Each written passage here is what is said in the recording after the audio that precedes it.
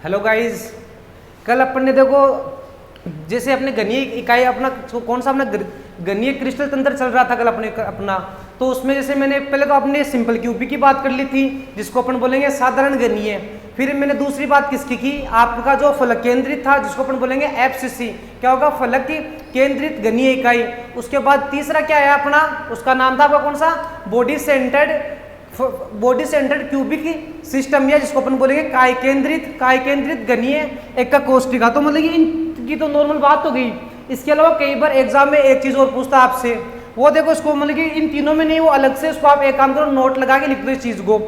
एक क्या करो आप नोट लगा लो, कई बार पूछता है इस चीज को। अपन एक नाम आएगा एंड सेंटर, एक क्या आएगा एंड सेंटर, अंत है बोलते हैं, अंत बोलते हैं पता नहीं, आप याद रख लो क्या बोलता है, END एंड सेंटर्ड।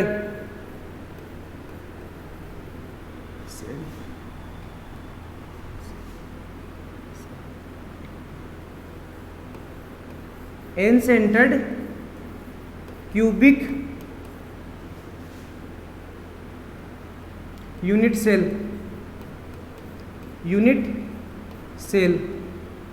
एक अलग से आप नोट डाल के लगा देना इस चीज को।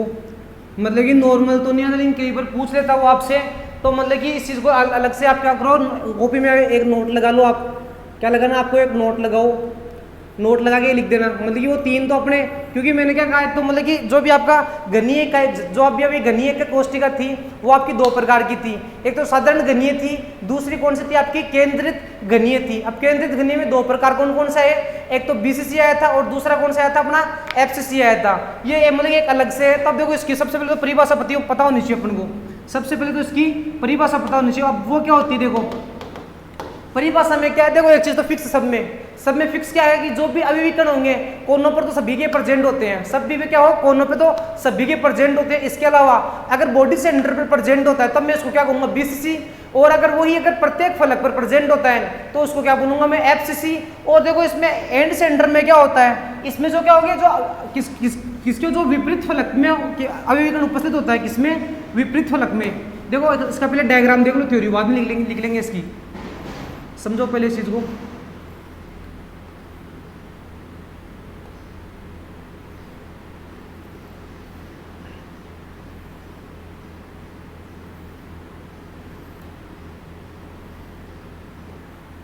देखो ये तो मतलब कि एक क्यूब होता है, सबको पता है इसमें। अब देखो एक चीज तो फिक्स है, सभी के कोनों पर तो सभी अभिविकर्ण प्रेजेंट होते ही हैं। कहां पर, जितने भी इसके कोने हैं सभी कोनों पर तो प्रेजेंट होता ही है।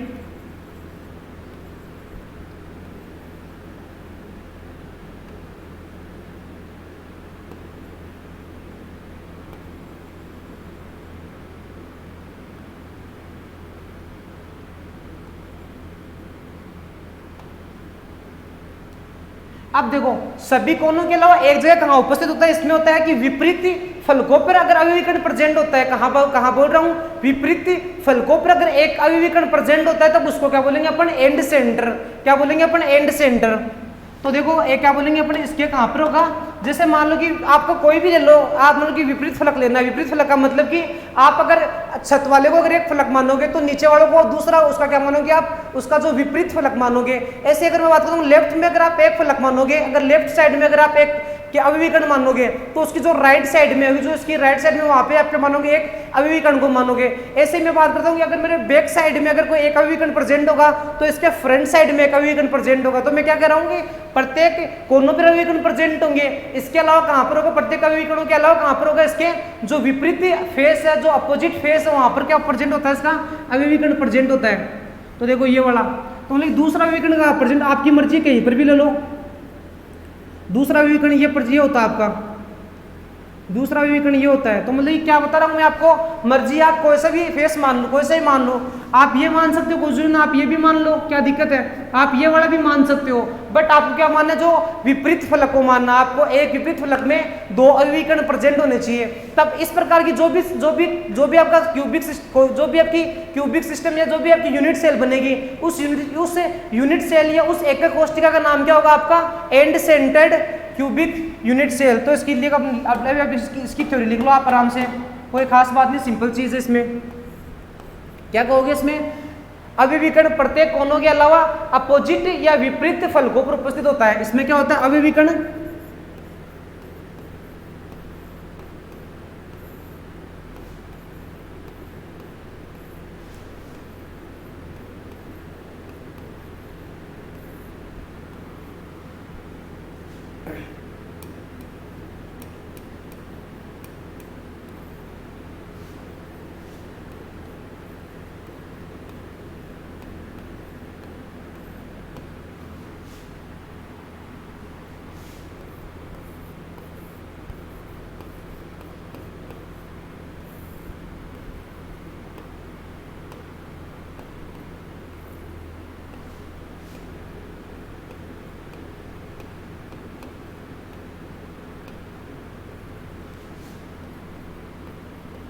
तो ये तो मतलब कि आप डायग्राम बना सकते हो इसका, ये आप थ्योरी लिख सकते हो। अब देखो इसमें भी फिक्स एक चीज आएगी, कल मैंने मतलब दो चीज बताई थी आपको, दो क्या बताई कि आपको दो क्वेश्चन पूछता है यहाँ से।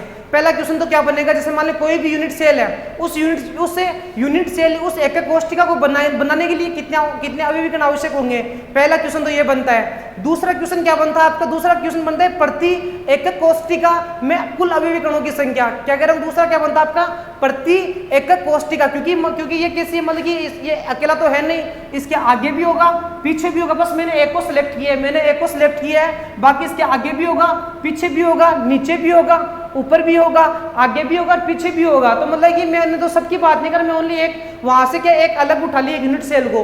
तो मतलब कि अपने यहाँ से दो क्वेश्चन कौन कौन से बनते हैं आपके, पहला क्वेश्चन तो मतलब वो फिक्स बनेगा, तो क्या बनेगा आपको, जैसे एक लाइन ही है डायग्राम है अपना। दूसरा आप क्या दे सकते हो, आप दूसरा कहते हैं आपको जो इसको बोलते हैं अपन ईसी, नॉर्मल क्या बोलेंगे, एंड सेंटर क्या बोलेंगे अपन ईसी। तो क्या बोलूंगा मैं ईसी, कोई प्रॉब्लम नहीं है, मतलब सिंपल से आप कोई दिक्कत ही नहीं है। आप अगर पेपर में लिख दो ना आप एंड सेंटर, तो आपके नंबर कोई नहीं कट करेगा, ये गारंटी ले रहा हूं मैं, आपको एक्स्ट्रा नंबर ही देगा अगला, ये इस बात के में इस चीज के लिए कोई प्रॉब्लम नहीं है, कोई दिक्कत नहीं। सिंपल यार, अगर नॉर्मल से इंग्लिश या तो कोई टफ वाली है नहीं। अगर आप इसको शायद हिंदी में पता नहीं अंतः केंद्रित या पता ना अंतः केंद्रित बोलते हैं शायद हिंदी में इसको, लेकिन अपन को क्या सिंपल सी एंड सेंटर घनीय एक कोष्ठिका है, तो अपन ये बोलेंगे। तो पहला क्वेश्चन तो क्या बनेगा, इसी को बनाने के लिए आवश्यक अविविकर्ण क्या बनेगा, इसी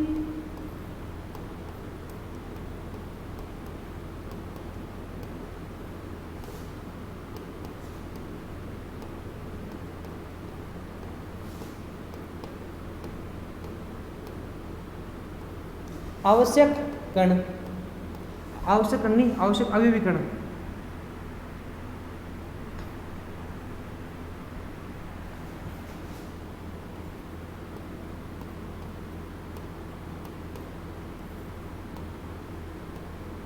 वो कितने होते हैं इसमें, वो कितने होते हैं इसमें, दो। 8 तो कोने वाले थे, इसके अलावा दो कौन से विपरीत फेस वाले, तो 8 + 2, 8 + 2 किसके इक्वल है, 10 के। अगर इसमें पूछता आपको प्रति एकक कोष्ठिका में कुल अविविकरणों की संख्या, तो क्या पूछेगा आपको, प्रति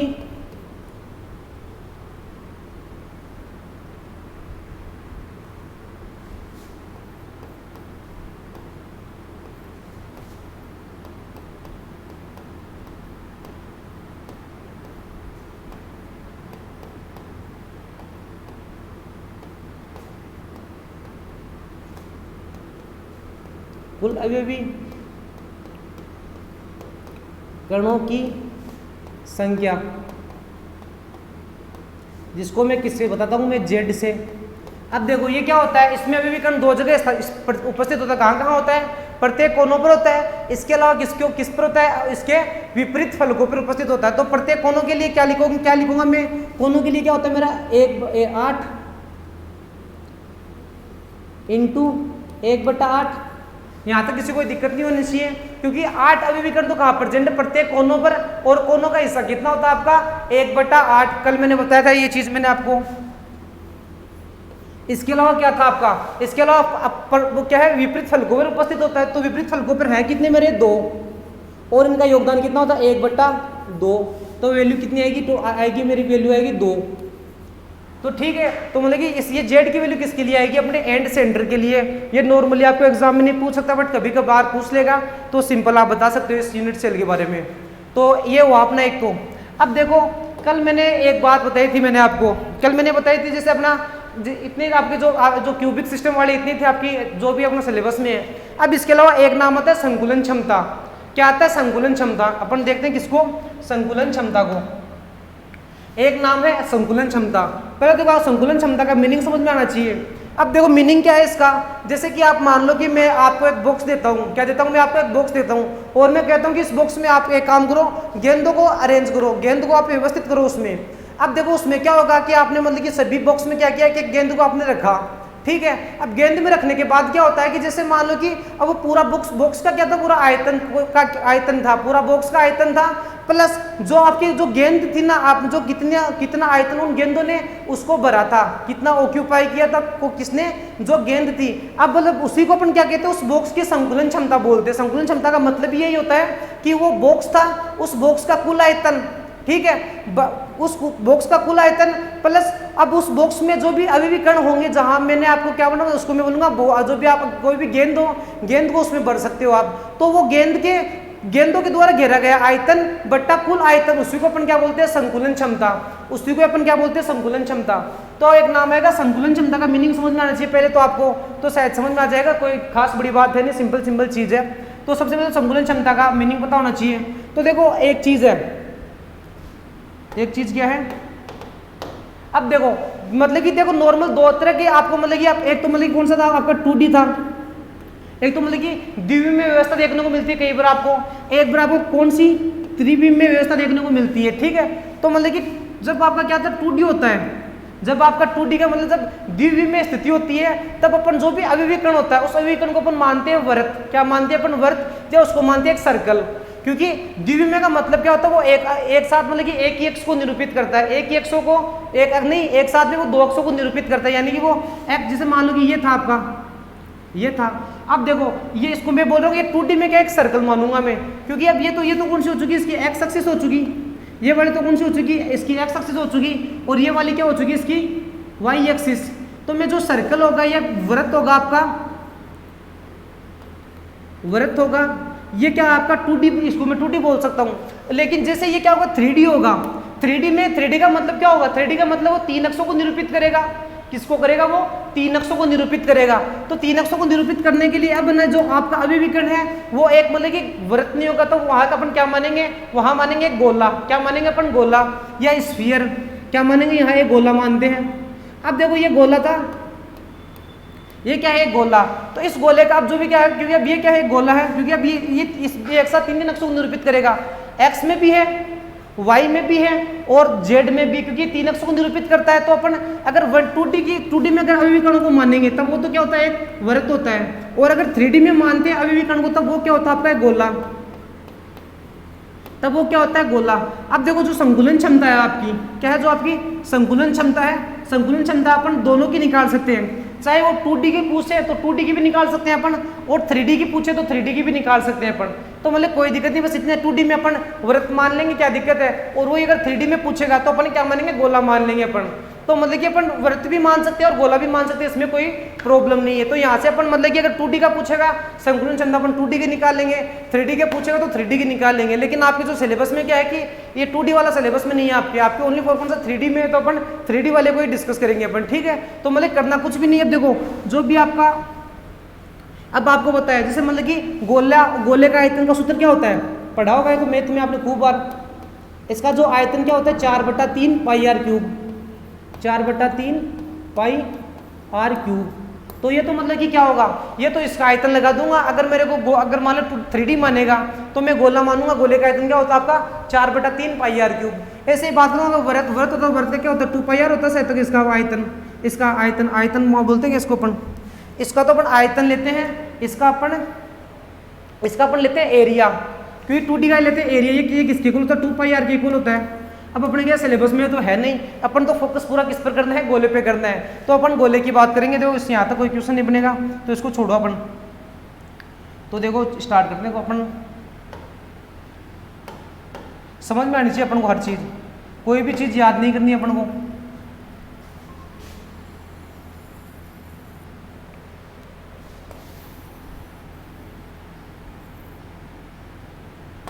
तो तो अब बात करें किसकी, अपनी संकुलन क्षमता की। तो संकुलन क्षमता को आप क्या लिखोगे, सबसे पहले तो एक लाइन लिख लो आप। आपको 2D में पूछे, आपको 3D में पूछे, आप दोनों के लिए निकाल सकते हो।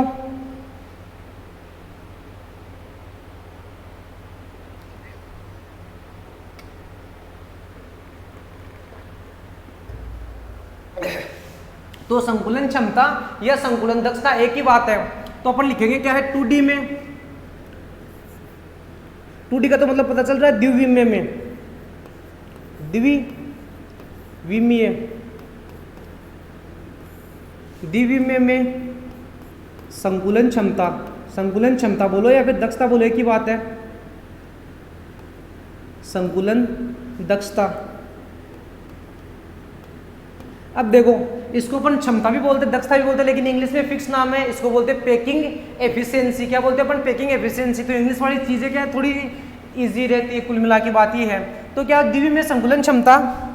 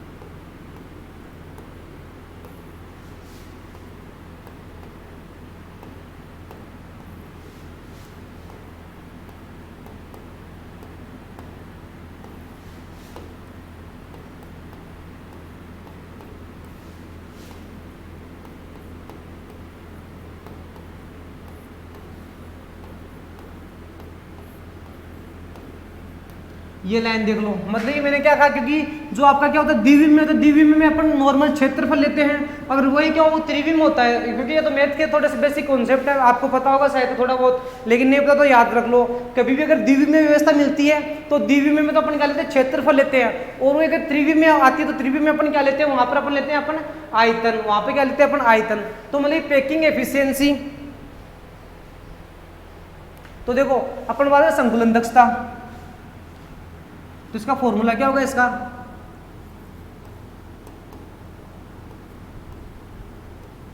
संकुलन दक्षता। अब देखो संकुलन दक्षता, तो मैंने क्या कहा, संकुलन दक्षता किस निकालोगे आप, मतलब कि कोई भी जो घन होगा, कोई भी मतलब कि कोई भी क्या होगा, आपको जो मैंने बॉक्स माना उसको क्या मान सकते हैं अपन, उसका आयतन, जो भी क्या होगा उसका कुल आयतन बट्टा जो अभिविकर्ण होंगे, अभिविकर्ण को आप मैंने क्या कहा, आप गेंद मान सकते हो, उन गेंदों के द्वारा घेरा गया आयतन बट्टा कुल आयतन से अपन क्या निकालेंगे, उसकी संकुलन दक्षता निकाल लेंगे। तो यहाँ से अपन क्या कर सकते हैं, नॉर्मल फॉर्मूला निकाल सकते हैं अपन। तो यहाँ क्या लिख सकते हैं अपन, बॉक्स की जगह, उस बॉक्स की जगह तो अपन क्या मानते हैं, यूनिट सेल, तो क्या मानेंगे यूनिट सेल का आयतन।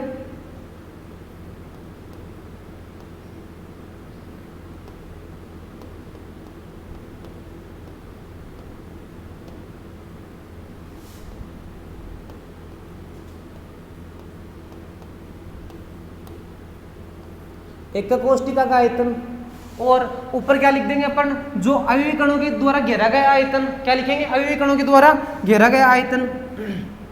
तो लिखेंगे अपन अविकरणों के द्वारा घेरा गया आयतन।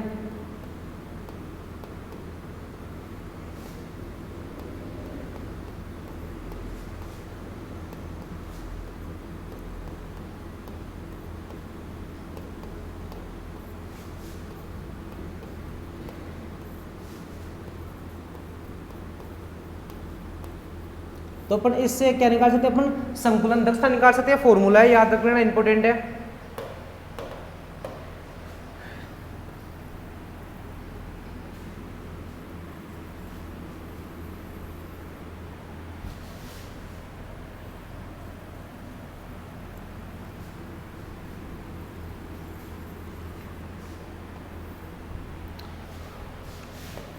संकुलन दक्षता वाला फॉर्मूला है, याद मत करो, समझो एक बार।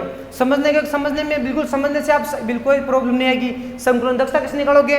कुछ जो एकक कोष्टिका, अब मैंने क्या माना कि मैंने कहा कि मैं आपको एक बॉक्स देता हूँ, उस बॉक्स को तो आप क्या मान सकते हो, आप जो भी डिब्बा होगा, कोई भी बॉक्स होगा, तो उसको तो आप क्या मान सकते हो, एकक कोष्टिका का आयतन और क्या जो भी अवयवी कणों के द्वारा घेरा गया आयतन। तो ऐसे निकालेंगे अपन जो संकुलन दक्षता, और इसको मैं किससे प्रदर्शित करूंगा?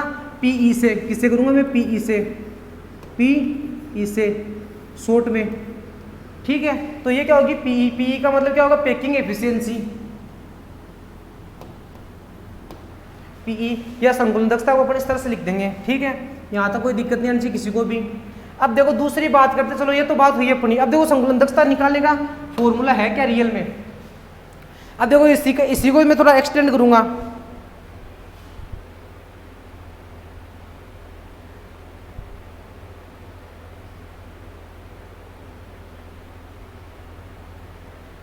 अब देखो अपन ने देखो पिछली वाली क्लास में क्या, पिछली स्लाइड में क्या देखा था मैंने?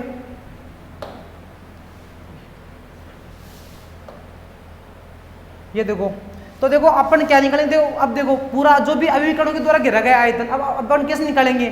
तो मैं एक कैसे, तो जो भी एक अवयवी कण होगा, जो भी एक अवयवी कण होगा, उस अवयवी कण का आयतन क्या कहूंगा? जो भी एक अवयवी कण का आयतन, जो भी क्या होगा? एक अवयवी कण का आयतन क्या निकाल सकता हूं मैं? तो जो संकुलन क्षमता आएगी, पैकिंग एफिशिएंसी, तो क्या है? देखो हर चीज समझते चलना, बिल्कुल याद करने की जरूरत भी नहीं पड़ेगी आपको। कैसे करोगे आप? पैकिंग एफिशिएंसी निकालनी थी मेरे को, तो पैकिंग एफिशिएंसी निकालनी थी मेरे को। कैसे निकालोगे आप n से गुणा करो, n गुणा एक अवयवी, जो भी क्या एक अवयवी कण होता है, एक अवयवी कण का आयतन क्या होता है? मैंने क्या अवयवी कण को आप क्या मान सकते हो? आप एक गोला मान सकते हो। गोले का आयतन क्या होता है? पाई 4/3 पाई आर स्क्वायर। तो आप क्या कर सकते हो? n गुणा 4/3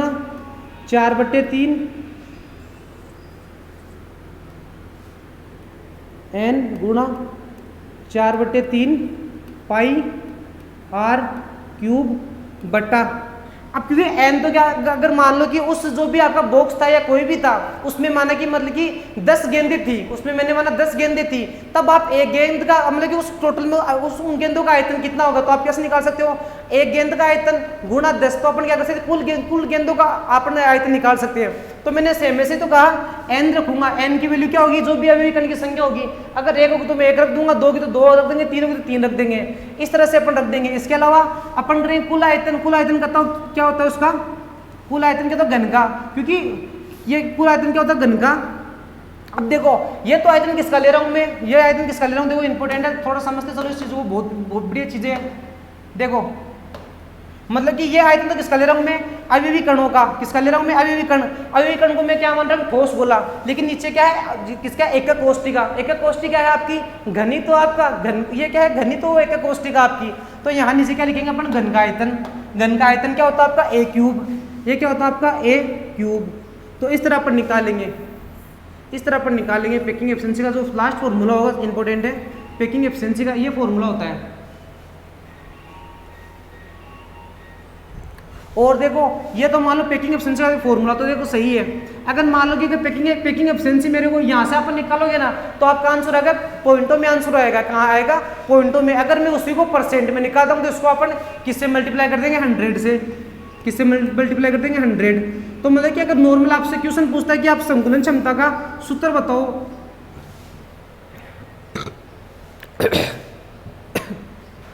तो आप इस तरह बता सकते हो। संकुलन क्षमता का सूत्र पूछता है तो आप ये फॉर्मूला लिख सकते हो।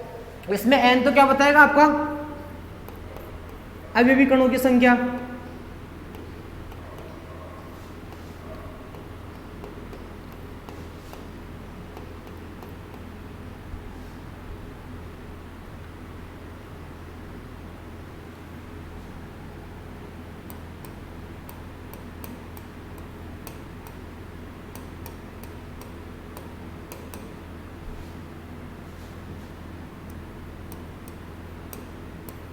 अवयवी कणों की संख्या।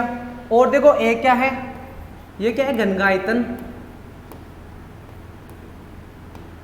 घन का आयतन या फिर एकक कोष्टिका का आयतन, एक ही बात है। एकक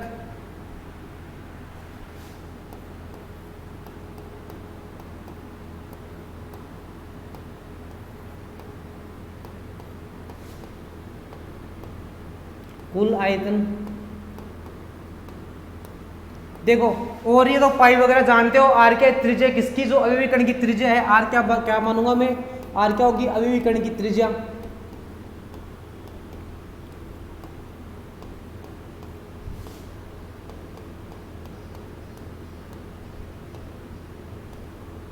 तो ये चीज अपन को, तो ये मतलब संकुलन दक्षता निकालने का आपका फॉर्मूला होगा, तो ये इस फॉर्मूले से अपन निकाल लेंगे।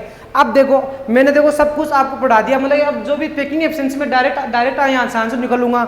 लेकिन अगर आपसे देखो क्वेश्चन आता है, आपको क्वेश्चन क्या आएगा वो क्वेश्चन बताता हूँ मैं। देखो सबसे पहले क्वेश्चन क्या आएगा आपको, जो भी क्या आएगा, जैसे कोई सी भी एक कोष्टिका पूछ लेगा, वो कहेगा जो भी सिंपल क्यूबिक था, सिंपल क्यूबिक की आपको क्या निकालनी, पेकिंग एफिशिएंसी निकालनी है, सिंपल क्यूबिक की पेकिंग एफिशिएंसी निकालो आप। दूसरा क्वेश्चन पूछेगा जो बीसीसी पढ़ाया था मैंने, बीसीसी की भी पेकिंग एफिशिएंसी आपके सिलेबस में सेम ऐसे किसकी संकुलन क्षमता, ऐसे मतलब किसकी पेकिंग एफिशिएंसी में मतलब कि एससी की भी हो चुकी, बीसीसी की भी हो चुकी और एफसीसी की भी हो चुकी, और आपको ईसीसी वाला नहीं पूछेगा आपको संकुलन क्षमता।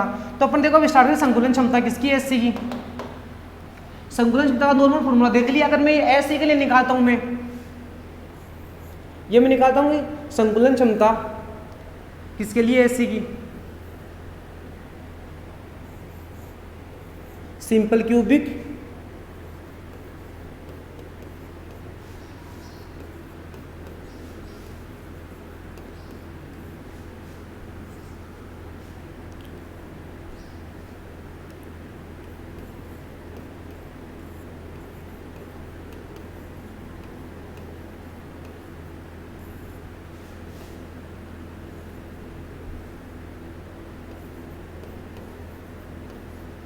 इसकी संकुलन दक्षता। देखो सबसे पहले तो आपको चित्र आना चाहिए, जो भी सिंपल यूनिट सेल का है, तो सिंपल यूनिट सेल का मैं ओनली फॉर चित्र बनाऊं सिंपल सा, सबको पता है, मैंने सिखा दिया मैंने चित्र। मतलब क्या था इसमें, देखो ये था आपका सिंपल क्यूबिक यूनिट सेल में,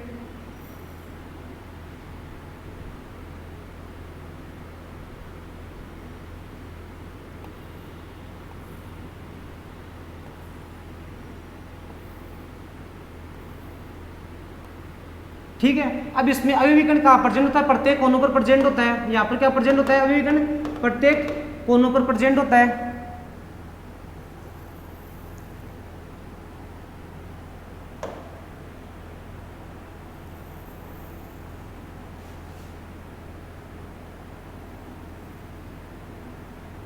ये होता है, देखो डायग्राम पे मत जाओ, कोई दिक्कत नहीं, डायग्राम कोई नहीं, डायग्राम आपको तो आप पेंटिंग अच्छी होगी आपकी, तो मतलब पेंटिंग वगैरह लॉकडाउन में कर क्या रहे हो आप, मतलब पेंटिंग बनाओ अच्छे से आप, तो डायग्राम वगैरह अच्छे से बनाओ आप, ठीक है। तो मतलब कि देखो अपन मैंने क्या बताया था, क्योंकि जब भी आपने संकुलन क्षमता निकालेंगे, संकुलन क्षमता में मैंने क्या कहा, एक आता है एआर का रिलेशन, जो मैंने एससी के लिए आपको निकलवाया था। मैंने क्या कहा, जब भी आप एआर का रिलेशन निकालो ना, तो एआर का रिलेशन आप कहाँ से निकालोगे, वहां से निकालोगे जहां अवयवी कण एक दूसरे को टच करते हैं, वहां से अपन एआर का रिलेशन निकालते हैं, वहां से हम एआर का रिलेशन निकालते हैं। अब देखो टच मतलब कि सिंपल क्यूबिक में कहा करता है, जो भी घन के किनारों पे क्या करते हैं, एक दूसरे को टच करता है। तो अब ये तो क्या है उसकी, ये तो क्या है उसकी ए, ये तो क्या उसकी ए, ये तो क्या घन की लंबाई, और ये क्या होगी उसमें, ये क्या होगा उसकी आर, ये क्या होगी इसकी आर, और ये भी क्या होगी आर। आर को मैंने बता दिया, आर क्या है, अवयवी कण की त्रिज्या, दोबारा नहीं बताऊंगा, सबको पता है, कोई खास बात है नहीं इसमें। तो अपन देखो बात करता हूँ मैं, ए आर का रिलेशन निकालता हूँ मैं, तो इसमें जो ए है वो किसके इक्वल है, 2r के, किसके इक्वल है 2r के। यहाँ से मैं r की वैल्यू क्या निकाल सकता हूँ, यहाँ से मैं r की वैल्यू निकालूंगा a/2, तो ऐसे निकालेंगे अपन, ठीक है।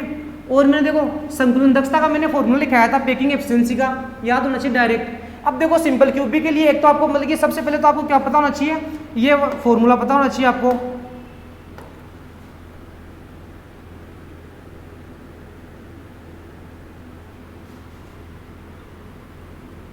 ये आपको फॉर्मूला पता होना चाहिए। इसके अलावा देखो सिंपल की, अब देखो जेड की वैल्यू आपको याद नहीं करनी, सबसे पहले बता रहा हूँ आपको। देखो एस सी दो मैंने कितने बताया, तो एस सी बताया था आपको, एक मैंने बीसी बताया, बीसीसी बताया था, एक मैंने आपको एफसीसी बताया। अरे सब कुछ उसी में है। एस का मतलब सिंगल, सिंगल का मतलब होता है 1, तो एस से आप याद रखो, सिंगल से आप क्या याद रखोगे, 1 को याद करोगे, कोई दिक्कत यहाँ तक।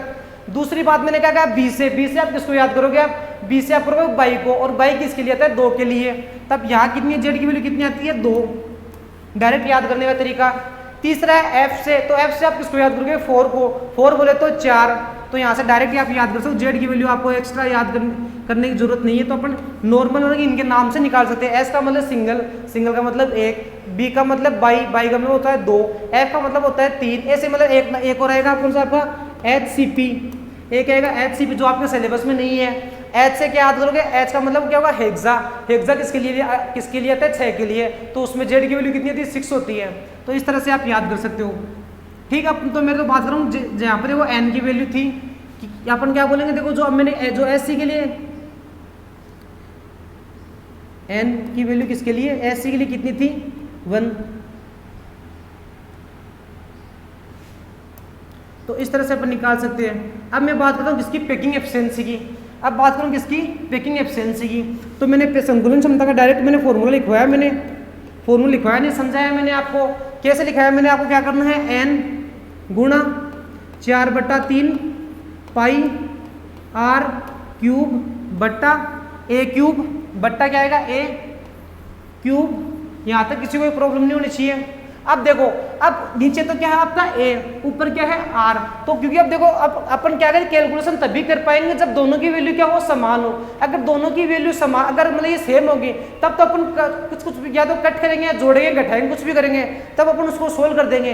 लेकिन अगर दोनों ही अलग अलग होंगे तब अपन उसको सोल्व नहीं कर सकते। तो इसके लिए मैंने क्या किया, मैंने ए आर का रिलेशन निकाला, मैंने यहाँ से, तो अपन यहाँ से क्या निकालेंगे, ए आर का रिलेशन निकाल लेंगे अपन। ठीक है, तो मतलब देखो यहाँ वैल्यू पुट करेंगे, देखो ए की वैल्यू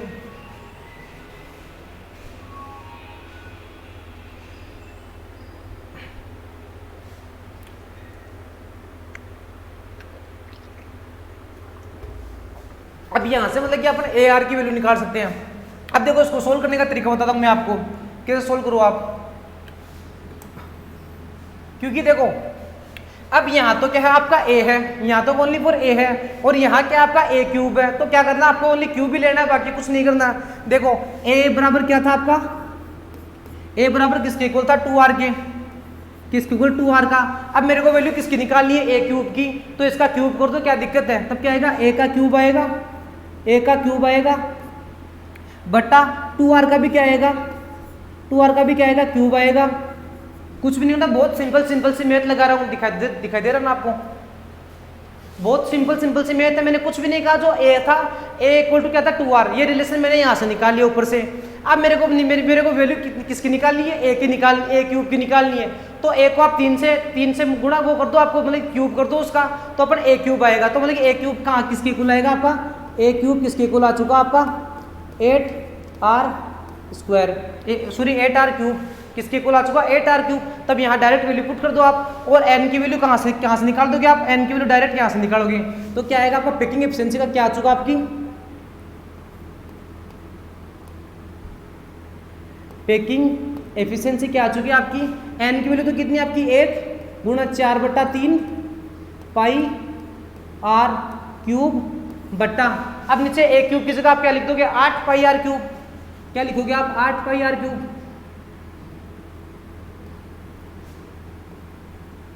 8r क्यूब।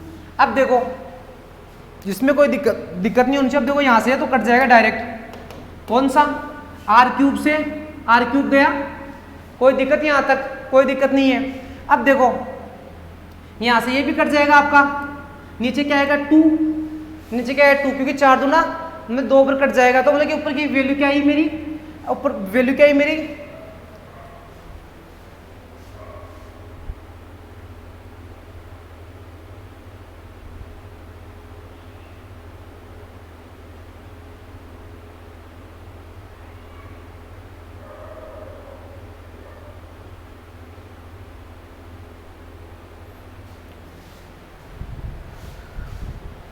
तो देखो वैल्यू कितनी है अपनी, ये थी अपन ये।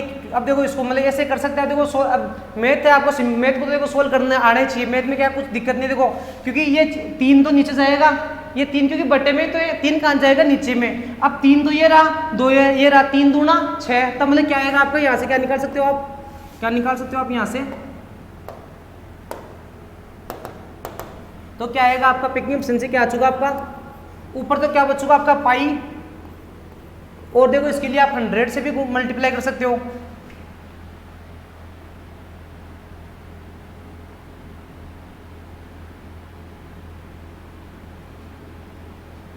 आप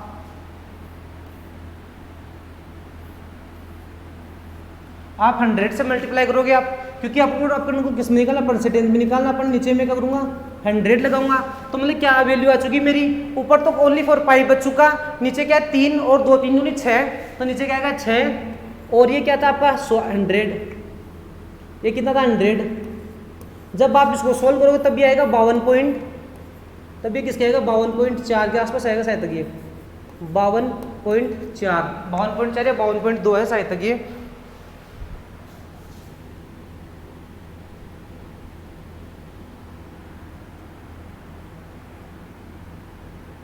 ये सब तो शायद 52.4 के इक्वल आता है, अपन परसेंटेज में निकालते तो ये क्या है पैकिंग एफिशिएंसी। यहाँ से आप नॉर्मल निकाल सकते हो पैकिंग एफिशिएंसी को।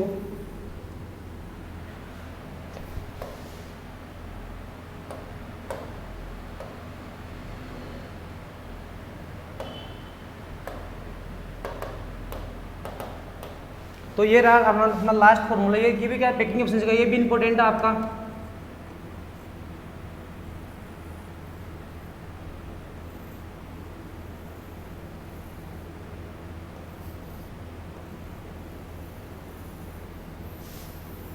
थोड़ी सी जगह की दिक्कत है मेरे पास, बट आपके पास तो खूब कॉपी है, आराम से करो, डेरिवेशन कोई दिक्कत नहीं है। यहाँ से अपन क्या निकाल सकते हैं, अपन जो भी आपका सिंपल क्यूबिक की अपन क्या निकाल सकते हैं, पैकिंग एफिशिएंसी निकाल सकते हैं यहाँ से, ठीक है। तो मतलब इसमें कोई दिक्कत नहीं, मैंने मतलब कुछ नहीं किया, बहुत सिंपल से मैंने होता है पैकिंग एफिशिएंसी का। आपको सबसे पहले तो फॉर्मूला याद करना है, याद मत करो, समझो पहले आपको कैसे निकालोगे आप पैकिंग एफिशिएंसी को। पैकिंग एफिशिएंसी को निकालने के लिए मैंने क्या कहा, जो मतलब कि जो भी क्या होगा अपन, जो भी मैंने क्या माना बॉक्स माना, बॉक्स की जगह आज यहाँ पे क्या होगी आपकी एक कोष्टिका होगी। तो एक कोष्टिका का आयतन, एक कोष्टिका आयतन क्या है, घन है तो घन का आयतन क्या होता है, a क्यूब होता है। और जो भी उसमें अभिविकर्ण होंगे, अभिविकर्ण को मैंने क्या माना गेंद मान लो, आप क्या दिक्कत है। तो जो अभिविकरणों के द्वारा घेरा गया आयतन बट्टा कुल आयतन। अब देखो अभिविकर्ण का आयतन कैसे निकालेंगे अपन, तो मतलब कि एक अभिविकर्ण का आयतन निकालेंगे। अब जैसे मान लो कि अब मैं n की वैल्यू यहाँ मतलब कि यहाँ अभिविकर्ण कितने परसेंट है, जो भी आपकी सिंपल क्यूबिक में एक उपस्थित होता है, तो मैंने यहाँ वैल्यू 1 रख दी। ऐसे ही मतलब बीसीसी आएगा तो बीसीसी में मतलब कुछ भी चेंज नहीं होगा, डायग्राम चेंज होगा और यहाँ पर n की वैल्यू चेंज होगी, बस इतनी सी चेंज होगा। एफसीसी में भी सेम चीज होगी, यहाँ डायग्राम चेंज होगा और मतलब कि यहाँ n की वैल्यू चेंज होगी और बाकी पूरा का पूरा सही सेम ही आएगा।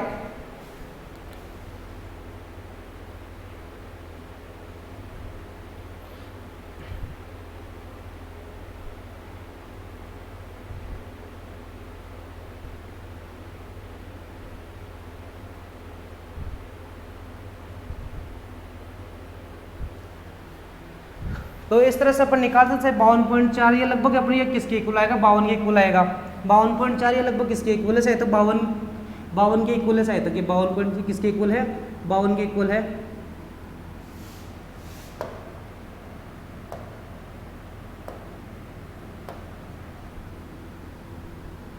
तो आपको क्या, सॉरी इसको सही है,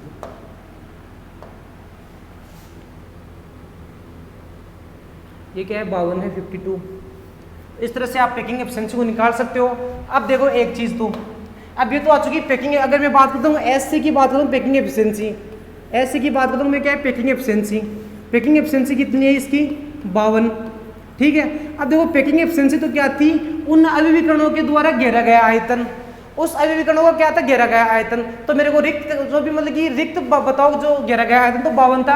आप मतलब कि रिक्त भाग बताओ कितना है, तो रिक्त हिस्सा कैसे निकालोगे आप, मतलब पूरा मैं 100 को मानता हूँ तो 100 - 52, तो रिक्त हिस्सा कितना आएगा इसमें, रिक्त भाग कितना आएगा इसका। जैसे तो पैकिंग एफिशिएंसी तो अभिविकरणों के द्वारा घेरा गया आयतन होता है, ऐसे ही पूछता है रिक्त भाग, पूछता है आपसे रिक्त भाग पूछता है, तो आप डायरेक्ट निकाल सकते हो कहाँ से, कैसे आप 100, क्योंकि पूरा तो क्या था 100 था, पूरा क्या था 100 - 52, तो ये शायद किसके इक्वल आएगा 48 के इक्वल आएगा, किसके इक्वल आएगा 48 का। तो मतलब कि क्वेश्चन देख लेना एक बार, क्वेश्चन पूछ क्या रहा है आपसे। क्वेश्चन अगर मान लो कि आधा मतलब कि आपको 1 नंबर या आधे नंबर का क्वेश्चन पूछता है आपसे, आधा नंबर पूछता है मतलब कि ऐसे कि आप पैकिंग एफिशिएंसी बताओ, तो डायरेक्ट बता दोगे आप। सेम ऐसे ही बात बताऊंगा, अगर रिक्त भाग पूछता है तो रिक्त भाग कुछ भी नहीं करना, क्योंकि पैकिंग एफिशिएंसी का मतलब क्या होता है घेरा गया आयतन। तो जो घेरा गया आयतन के अलावा बचा हुआ भाग कौन सा था, रिक्त भाग। तो रिक्त भाग को आप कैसे निकालोगे, 100 में से आप 52 माइनस कर दोगे। ऐसे तो अपन ऐसे की बात कर लेंगे। अब बात करता हूँ दूसरा बीसीसी की, मैं बात करता हूँ किसकी, बीसीसी की। क्या है पैकिंग एफिशिएंसी,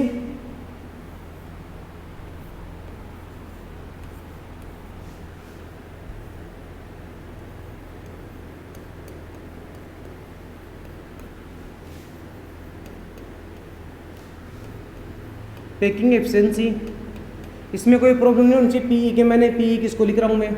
अब देखो, अब इसका पहले तो डायग्राम बनाना चाहिए आपको। अब देखो डायग्राम कैसे बनाएंगे, तो मैंने क्या कहा, जो इसमें क्या होता है, डायग्राम में क्या होता है आपका जो पैकिंग एफिशिएंसी, इसमें क्या होता है, प्रत्येक कोनों पे उपस्थित होता है विकर्ण। इसके अलावा कहाँ प्रेजेंट होता है, उसके कोनों, उसके इसके अलावा किस पे होता है, उसके काय केंद्र पर होता है। तो इसका डायग्राम कैसा बनेगा, देखो डायग्राम,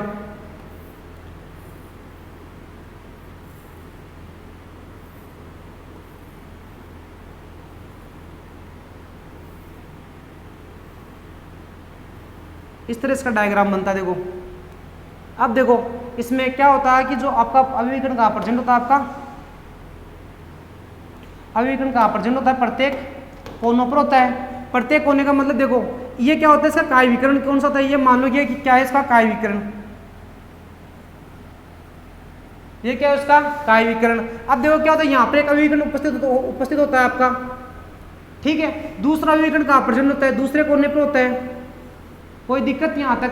और तीसरा अभिविकर्ण कहाँ प्रेजेंट होता है आपका, यहाँ पर अभिविकर्ण उपस्थित होता है। देखो थोड़ा सही नहीं है, डायग्राम अच्छे से बनाओ थोड़ा सा यार। डायग्राम देखो, चित्र बनाने में मेरा हमेशा हाथ थोड़ा पीछे रहा, देखो इसलिए मतलब बायोलॉजी थोड़े मेरे से अच्छा नहीं लगता। क्यों नहीं लगता, क्योंकि उसमें डायग्राम होता है, डायग्राम में मैं वैसे एक्सपर्ट हूँ मैं।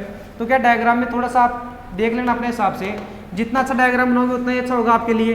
तो दूसरा मतलब इस तरह, लेकिन डायग्राम इस तरह से बनेगा, यार बढ़िया डायग्राम है। तो इस तरह से अपन देखो इसका डायग्राम बनाएंगे अपन, ठीक है। अब देखो इसमें क्या है, आपको देखो समझ में आना चाहिए। अब ये पूरा पूरा क्या काय विकर्ण है, ये पूरा पूरा क्या है काय विकर्ण है। अब काय विकर्ण किसके, देखो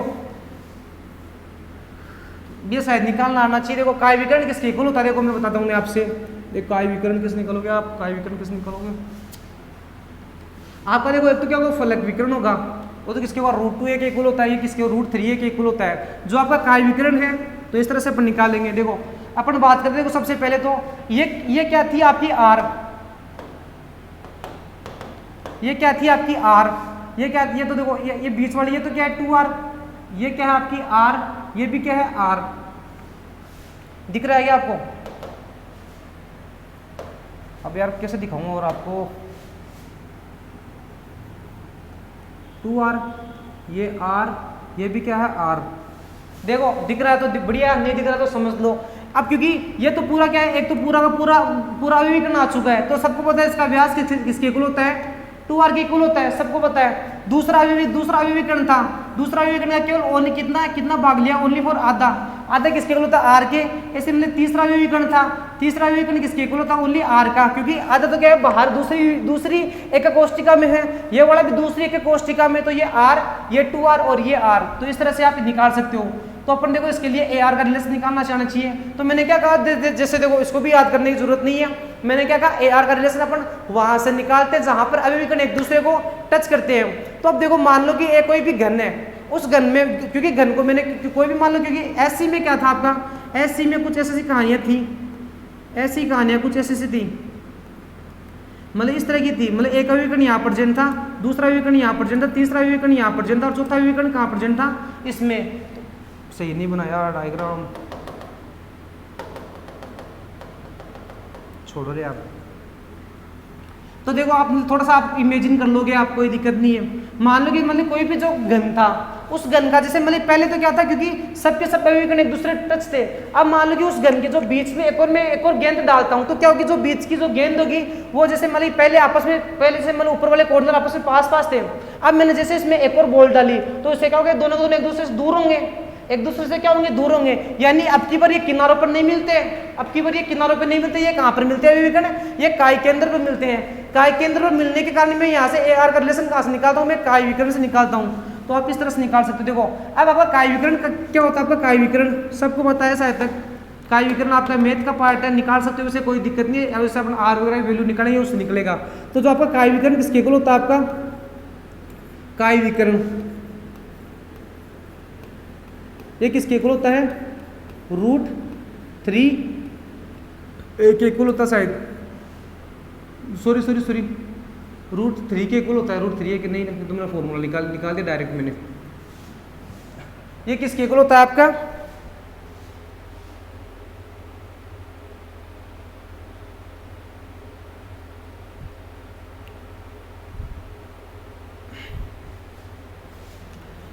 क्योंकि ये क्या था r√3, क्योंकि ये किसके इक्वल होता है, तो किस निकाल सकते अपन 4r किसके √3 के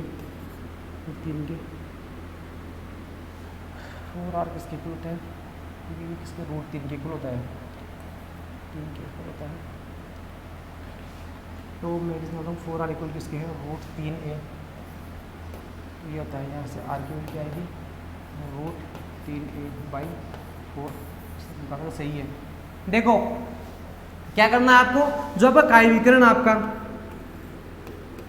काय विकर्ण है ये किसके इक्वल होता है, क्योंकि जो प्रत्येक जो घन की मैंने लंबाई मैंने a मानी है, तो ये किसके इक्वल होता है, ये आप सोल्व कर लोगे मैथ से, तो ये किसके इक्वल होता है 3a से, ये आप डायरेक्ट याद कर सकते हो इस चीज़ को आप, ठीक है। ये किसके इक्वल होता है 3a के इक्वल होता है। अब मैंने क्या कहा मेरे को ar का रिलेशन निकालना है, तो मतलब कि ये पूरा क्योंकि ये पूरी की पूरी किसके इक्वल है √3a के इक्वल है, तो मैं इसे लिख सकता हूँ कि जो आपका, क्योंकि अब देखो ये तो क्या है r है, ये भी r है, ये क्या है 2r, तो ये क्या है मेरा 4r किसके इक्वल आएगा √3a के।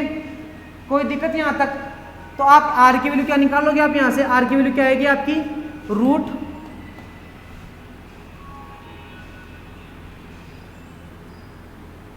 क्या निकालोगे आप √3a/4, तो इस तरह से अपन r की वैल्यू निकाल लेंगे, इस तरह से अपन r की वैल्यू निकालेंगे। अब मैं बात करता हूँ किसकी पैकिंग एफिशिएंसी की, बात करता हूँ किसकी पैकिंग एफिशिएंसी की।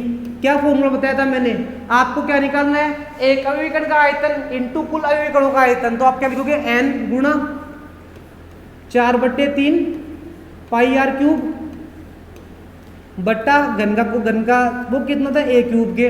अब देखो सीधी सी बात है, मेरे को तो a का तो पता है, मेरे को निकालना क्या है, मेरे को a³ निकालना, तो कैसे निकालूंगा मैं, देखो किसके इक्वल है, मतलब किसके इक्वल है, देखो आपका, देखो यहाँ से क्या निकालूंगा मैं 4/3 से यहाँ से a की वैल्यू निकालूंगा मैं, 4r किसके इक्वल है √3a के, तो मैं यहाँ से a की वैल्यू किसके इक्वल आ गई, a की वैल्यू आ चुकी मेरी 4r बट्टा √3, इसी के इक्वल है ना, क्या आएगा a की वैल्यू निकालना, हाँ, तो मतलब कि ये किसकी वैल्यू आ चुकी मेरे पास, a की वैल्यू आ चुकी। अब मेरे को निकालना है a³ निकालना है, मेरे को तो क्या निकालना है, मेरे को तो a³ निकालना है, मेरे को तो क्या निकालना है a³ निकालना है, तो a को क्यूब कर दो, ऐसे इसको भी क्यूब कर दो आप, 4/4r √3 का क्या कर दो आप क्यूब कर दो, इसका आप क्यूब करोगे, जैसे क्यूब करोगे ना, तो मतलब कि 4 को 4 से 4 दूना 8, मतलब कि 4 चौक 16, 16 चौक 64, तो ये कितना आएगा 64 r³ बट्टा, जैसे मतलब कि √3 इंटू √3 कितनी किसके इक्वल होता है, √3 को आप गुणा करोगे इसके √3 के, किसके इक्वल होता है आपके 3 के, और फिर से इसको √3 से गुणा करूंगा तो क्या आएगा 3√3, क्या आएगा 3√3, तो ये इसके इक्वल आएगा शायद तक। तो मतलब कि यहाँ से मेरी किसकी वैल्यू आ चुकी, a³ की आ चुकी वैल्यू, a³ की वैल्यू क्या आ चुकी मेरे पास, ये वैल्यू आ चुकी a³ की। और संकुलन क्षमता निकालने के लिए आपको 100 से गुणा करना है, पक्का भूल मत जाना, वरना दिक्कत होगी फिर आगे। ये देखो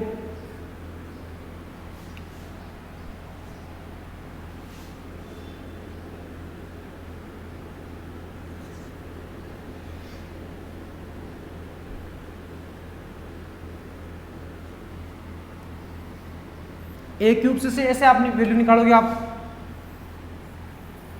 इस तरह से। अब देखो तो वैल्यू पुट कर दो आप डायरेक्ट। अब क्या करना है अपन को, वैल्यू पुट करनी डायरेक्ट पैकिंग एफिशिएंसी की। देखो मैं इसको इस तरह से लिख सकता हूँ कि क्योंकि बीसीसी में n की वैल्यू कितनी होती है 2, बीसीसी में n की वैल्यू कितनी होती है 2, तो मैं इसको ऐसे लिख सकता हूँ 2 गुणा। अब देखो 4/3 था तो मैं ऊपर तो 4 लिख सकता हूँ मैं, और ये बटा 3 का मतलब ये नीचे 3 आएगा, ये नीचे 3 कहाँ आ चुका, नीचे आ चुका। देखो मैथ बहुत अब देखो पूरी मैथ की मतलब मैथ की कैलकुलेशन करनी है, जैसे बता रहा हूँ उस तरह या तो आपको आती होगी या करनी आती तो एक बार ध्यान से देख लो। 4/3 था तो 4 तो ऊपर होगा, 3 नीचे आएगा, सबको पता है, कोई खास बात नहीं है इसमें। और ऊपर क्या बच चुका आपका πr³ इंटू क्या बच चुका, सॉरी πr³ पूरा यहाँ पर, हाँ क्यूब भी है, इरेज हो चुका थोड़ा सही, क्या आएगा πr³ क्यूब, कोई दिक्कत नहीं होनी चाहिए किसी को भी। अब देखो ए क्यूब की वैल्यू रखनी है मेरे को, ए क्यूब की वैल्यू क्या आएगी 64 आर क्यूब, तो ए क्या आएगी 64 बटा इंटू क्या आएगा 64 आर क्यूब गुणा, अब ये नीचे वाली वैल्यू क्या आ जाती है ऊपर, तो ऊपर जाने के लिए क्या आएगी 3√3, अब काट दो कि कुछ नहीं कैलकुलेशन करना, यहाँ से चला जाएगा कितनी बार आएगा 16 चौक 64, 16 बार चला गया, इसको कट करूंगा मैं, कितनी बार आ चुका 8 बार आ चुका है। सिंपल से मैथ है, कोई टफ नहीं है काम, बहुत सिंपल मैथ है। आप देखो इस 3 को यहाँ से कट कर सकते हो, आप इस 3 को यहाँ से कट कर सकते हो, बहुत सिंपल मैथ है, कुछ भी नहीं किया मैंने बिल्कुल। देखो पहले आपको ए क्यूब की वैल्यू निकालनी है, ए क्यूब की वैल्यू किस निकालोगे आप, जैसे मतलब कि ए की वैल्यू तो उसको बहुत सिंपल, आप यहाँ से ए की वैल्यू तो निकाल लोगे। अब मेरे को तो ए क्यूब नहीं, मेरे को तो ए नहीं चाहिए, मेरे को तो ए क्यूब चाहिए, तो ए क्यूब के लिए आप क्या करोगे, इसको क्यूब कर दोगे, क्या दिक्कत है। तब जैसे क्यूब करोगे, अब इसका आपने क्यूब किया है तो इस साइड में भी आप क्यूब करोगे, तो क्यूब क्या करेगा 4r बटा √3 का क्या करोगे क्यूब करोगे। अब पता है जैसे 4r था, 4r को आप 3 बार लिखोगे, 4r तो क्या आएगा 64 आर क्यूब आएगा, तो ऊपर वाली वैल्यू सोल्व। ऐसे √3 को आप 3 बार लिखोगे, √3 इंटू √3, तो √3 तो किसके इक्वल हो चुका 3 के, और फिर से √3 आ चुका, तो आंसर क्या आ चुका आपका 3√3, तो अपन ये आंसर लिख लेंगे। अब देखो इसको सोल्व करना आना चाहिए। अब देखो पैकिंग एफिशिएंसी का फॉर्मूला यह था। अब मेरे को बीसीसी की वैल्यू पता है, बीसीसी के लिए एन की वैल्यू कितनी आती है 2, एन की वैल्यू कितनी आती है 2, तो मैंने यहाँ ओनली वैल्यू पुट की 2, और ये 4/3 तो 4 तो ऊपर था, 3 नीचे आएगा, बहुत सिंपल मैथ है। और पाई आर क्यूब, तो पाई आर क्यूब आ चुका है। ऐसे बात में ए क्यूब की वैल्यू क्या थी, मेरी ए क्यूब की वैल्यू क्या थी 64 आर क्यूब बटा √3, तो 64 आर क्यूब तो यहाँ था, और पता √3 ऊपर चला जाएगा, तो अपने से कर लेंगे। तो 4 को मैंने 64 को कट किया तो 16, फिर मतलब कि 2 को मैंने कट किया, 8 बार कट हो चुका, इस 3 को यहाँ से कट किया, तो अपनी आ चुकी वैल्यू। और अपना जो आर क्यूब था, आर क्यूब से कट जाएगा, तो देखो ऊपर वैल्यू क्या बची, ओनली फॉर पाई √3 वैल्यू बच रही है। कौन सी बच रही है, ओनली फॉर पाई √3 बटा 8 इंटू 100, ये तो बच रहा है, इसमें ऊपर वाले में कुछ नहीं बच रहा, मतलब इतनी वैल्यू है। जब इसको सोल्व करेंगे तब ये किसके इक्वल आएगा 64 की, किसके आएगा 68 के, ये किसके इक्वल आएगा 68 की। ये कहती है मेरी पैकिंग एफिशिएंसी किसके परसेंटेज में, तो ये क्या आती है,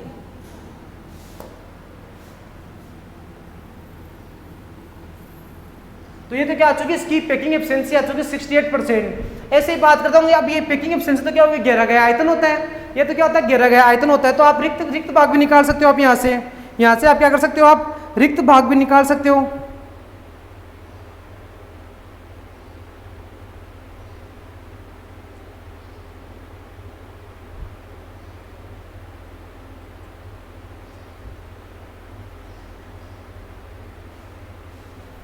यहाँ से आप क्या कर सकते हो, रिक्त भाग भी निकाल सकते हो, 68% आएगा।